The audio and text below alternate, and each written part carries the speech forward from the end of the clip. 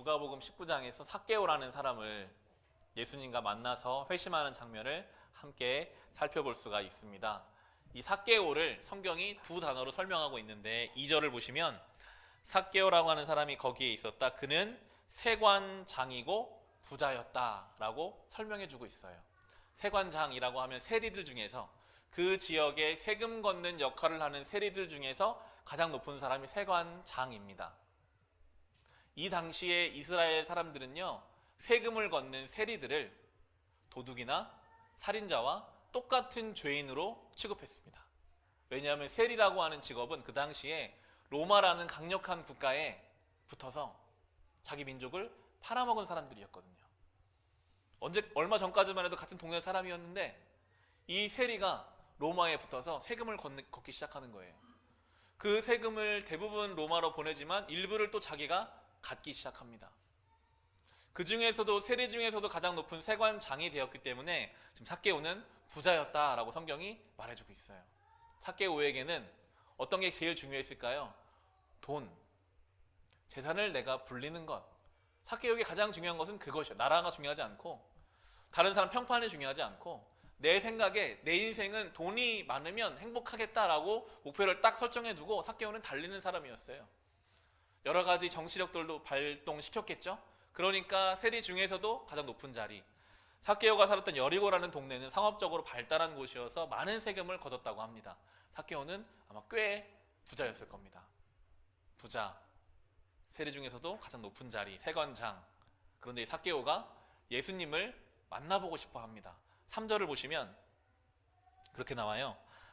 삭개오는 예수가 어떤 사람인지를 보려고 애썼으나 무리에게 가려서 예수를 볼 수 없었다. 그가 키가 작기 때문이었다라고 나와요.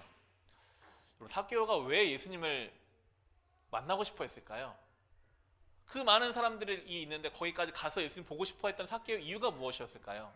예수님 그 당시에 30살에서 33살 사이의 젊은 청년이 예수님이셨어요. 삭개오가 세관장이 되었다고 하면 아마도 예수님보다는 연배가 높았을 것으로 생각이 됩니다. 자기보다 어린, 자기보다 돈도 없는 그 예수를 왜 삭개오는 굳이 가서 만나보고 싶어 했을까? 성경에 나오지 않지만 묵상해보게 돼요. 삭개오가 다 버리고 돈을 선택해서 어느 정도 올라왔는데 자기가 생각한 거랑 다른 거예요. 돈이 있으면 내가 세리 중에 세관장이 되고 부자가 되면 내 인생이 만족스러울 줄 알았는데, 뭐든지 행복할 줄 알았는데, 뭔가 여기까지 왔는데 인생에 공허함이 있고 채워지지 않는 부분이 있고 내가 잘하고 있는 것이 맞는가 의문점이 생기기 시작하는데, 이 예수님에 대한 소문이 들려오는 것을 들어보면 예수님은 세리, 나 같은 세리도 제자로 삼아주셨더라. 예수님이 마태라는 세리를 제자 삼으셨거든요.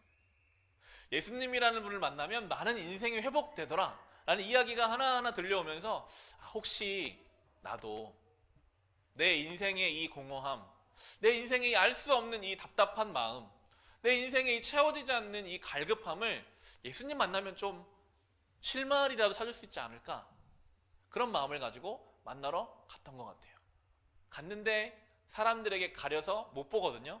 나무에 올라갑니다. 4절을 보시면 그래서 그는 예수를 보려고 앞서 달려가서 뽕나무에 올라갔다. 예수께서 거기를 지나가실 것이기 때문이었다라고 나와요. 키가 얼마나 작았으면 사람들 뒤에서 보이지 않았을까요? 어떠한 주석서에는 이 삭개오가 장애가 있다라고 할 만큼 삭개오의 신체 조건은 좋지 않았던 것 같아요. 그런데 나무에 올라갑니다. 나무 올라가는 것도 당연히 어려웠겠죠. 주변 사람들이 삭개오를 보고 야, 저거 봐라, 삭개오가 지금 나무에 올라간다, 저 뭐 하는 짓이냐, 여러 가지 이야기 들렸을지도 모르겠습니다. 하지만 삭개오는 간절함이 있었어요. 내가 좀 내 인생의 해결을 좀 예수님 만나서 좀 해결해 보고 싶다. 내가 그냥 그분 얼굴만 봐도 좀 좋겠다. 나무에 올라가면 대화는 못 하잖아요. 그냥 보고 싶은 그 마음으로 나무에 올라가는 삭개오가 나오는데 예수님이 그 나무 밑으로 지나가십니다. 5절을 보시면 예수께서 그곳에 이르러서 쳐다보시고 그에게 말씀하셨다. 삭개오야, 어서 내려오너라. 오늘은 내가 내 집에서 묵어야 하겠다라고 예수님 말씀하세요. 이 장면을 묵상해 보면서 예수님의 목소리는 어떤 목소리였을까? 삭개오야 부르실 때 삭개오 깜짝 놀랐죠. 아니 어떻게 나를 아시지? 나는 예수님이 알만한 그런 사람이 아닌데, 나는 그냥 내 욕심 따라 살던 인생이었는데 내 예수님 보고 싶었던 걸 주님이 어떻게 아시지?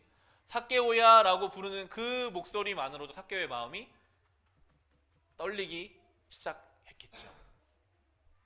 주님이 다 알고 계시는구나. 내 인생의 갈급함과 공허함도 주님이 아시는구나. 제 주변에 교회를 다니지 않는, 신앙생활 하지 않는 친구들이 저에게 묻는 질문 중에 한 가지가, 왜 교인들은 교회 가서 우는가? 왜 울어? 왜 교회 가서 눈물을 흘려? 그런 이야기를 들을 때가 있어요. 저는 그 눈물이 많지 않은 편인데 이상하게 저도 교회 와서 예배 드릴 때 눈물이 나거든요. 삭개오야 라고 부르시는 그 주님의 음성이 들려올 때, 나를 아시는 그 주님을 내가 이 성전에서 경험할 때 눈물이 나는 것 같아요. 아, 주님이 내가 얼마나 힘들고 어려운지를 우리 주님이 아시는구나.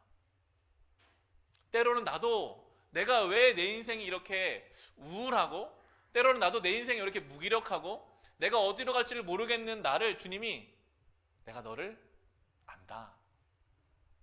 얼마나 어려워서 그 나무에까지 올라갔는지 내가 너를 안다.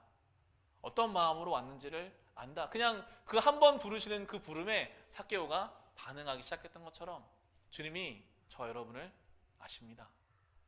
누구도 알지 못한 여러분의 마음까지 아시는 그 주님의 음성을 우리가 느낄 때 교회 와서 눈물이 나는 것 같아요. 삭개오가 그 주님 말씀을 듣자마자 불이 나게 내려옵니다. 6절을 보시면, 그러자 삭개오는 얼른 내려와서 기뻐하면서 예수를 모셔드렸다라고 나옵니다.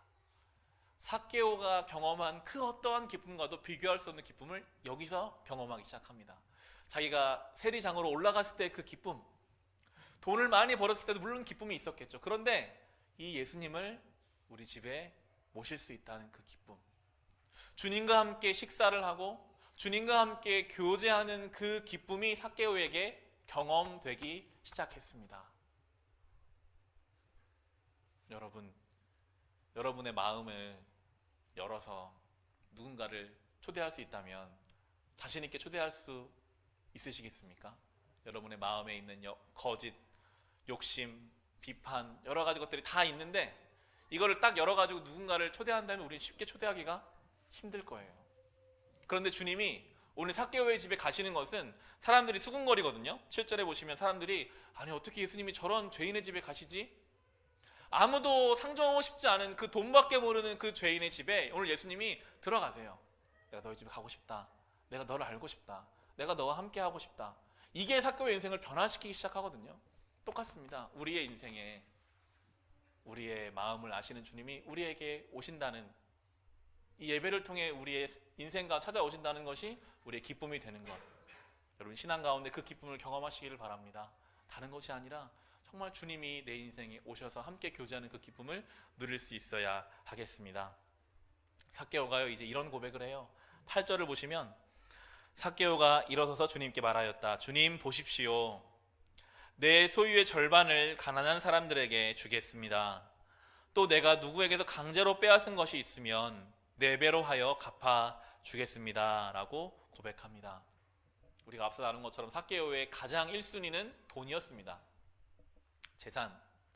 다른 건 다 포기해도 돈과 재산이면 된다라는 건 삭개오의 인생이었는데 예수님을 만나고 나니까 이게 바뀌기 시작해요. 내 인생의 가장 중요한 가치가 돈이었다면 재산을 반 딱 잘라서 가난한 사람 못 주죠. 못 줍니다. 내가 부당하게 뺏은 거 4배를 갚아주게, 이런 말을 할 수가 없죠. 그런데 삭개오가 주님 만나고 나니까 가장 중요한 가치가 바뀌기 시작해요. 아, 그게 내 인생의 가장 중요한 가치가 될 수가 없는 것이었구나. 주님이 원하시는 그 일을 내가 해야겠구나. 나에게 주신 재물을 어려운 이들에게 나눠주고 싶은 그런 마음들이 삭개오에게 생기기 시작합니다. 변화. 예수를 만난다는 것은 변화가 있어야 합니다. 너무나 당연한 것이 예수를 만나서 경험하는 변화예요. 삭개오에 대해서 주석을 찾다 보면요, 이제 이 삭개오가 후에 초대교회의 클레멘트라는 교회 지도자가 삭개오에 대해서 이야기를 전한 기록이 있는데, 이 삭개오가 나중에는 가이사라는 그 지방의 교회 지도자가 됐다, 지금으로는 목사가 됐다라고 이야기를 해요. 더 나아가서 나중에 이 삭개오가 가룟 유다가 빠지고 나서 새로 제자가 된 마띠아와 동일 인물이다 라는 이야기도 해요. 마띠아 나중에 순교를 하거든요. 이 삭개오라는 한 인생이 돈밖에 몰라서 나라를 팔아먹고 오직 돈만을 향해 살던 이 인생 예수를 만나고 완전히 변화돼서 새로운 삶을 살기 시작했다라는 것이 성경의 우리를 향한 교훈입니다. 예수를 만나면요, 변화가 일어나요. 성경 안에서만이 아니라 기독교 역사 2000년 안에 수많은 사람들이 예수님 안에서 많은 변화를 경험하게 됐습니다.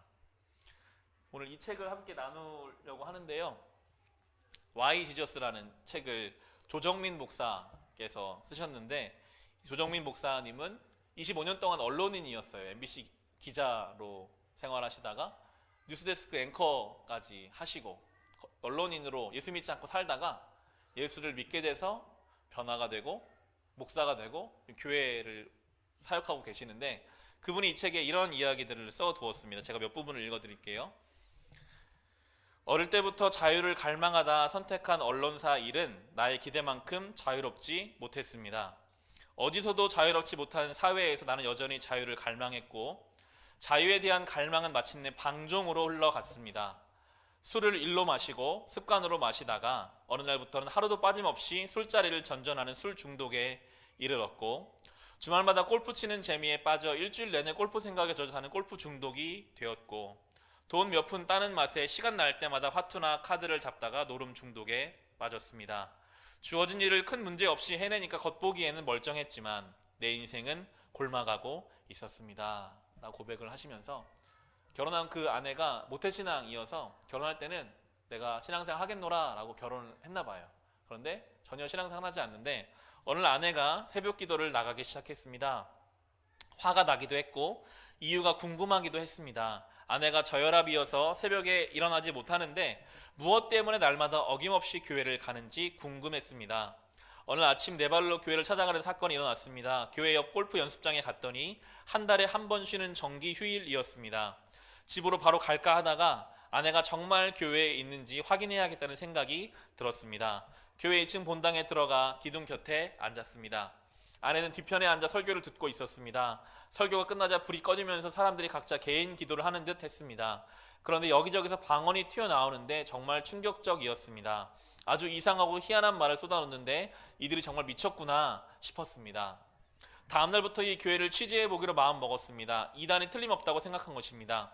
그때는 골프장도 있고 오로지 카메라 출동 같은 프로그램으로 이 교회를 고발해야겠다는 마음뿐이었습니다.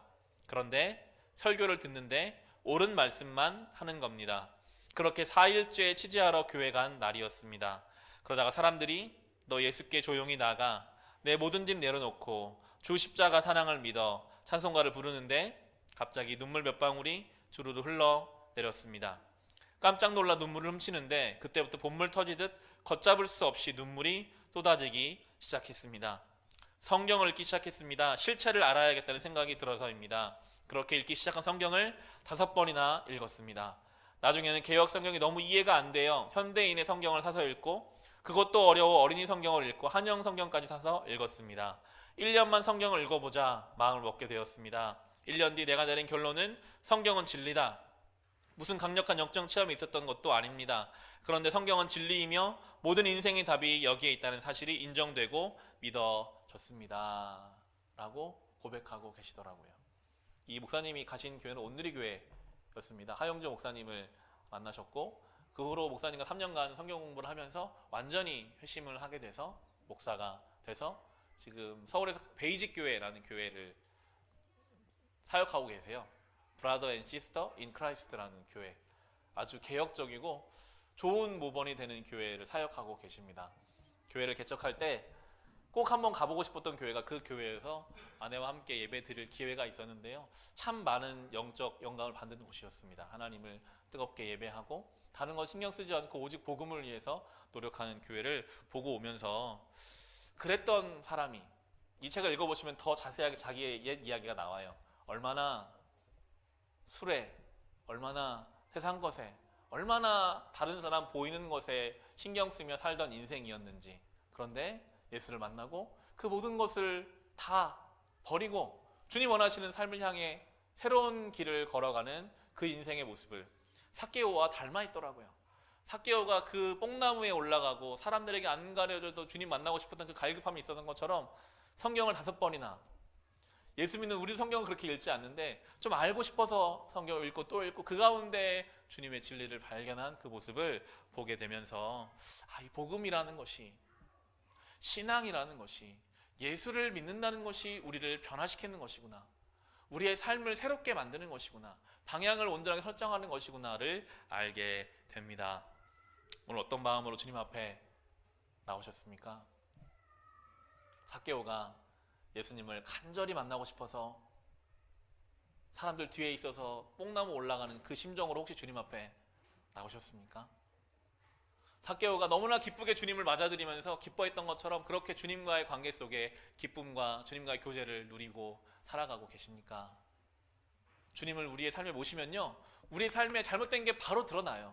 삭개오가 예수님을 집에 모시니까요, 아이고 내가 가지고 있는 재산이 이거를 가난한 사람 나눠줘야 되는 거구나, 바로 실행하고, 내가 잘못해서 뺏어온 것들을 다시 갚아줘야겠구나 생각했던 것처럼, 여러분 예수님을 우리 인생에 모시면요, 우리 안에 잘못된 것들, 바꿔야 할 것들, 삶의 태도들이 드러나게 될 것입니다. 그것을 바꿔가는 것이 신앙의 길인 것이죠.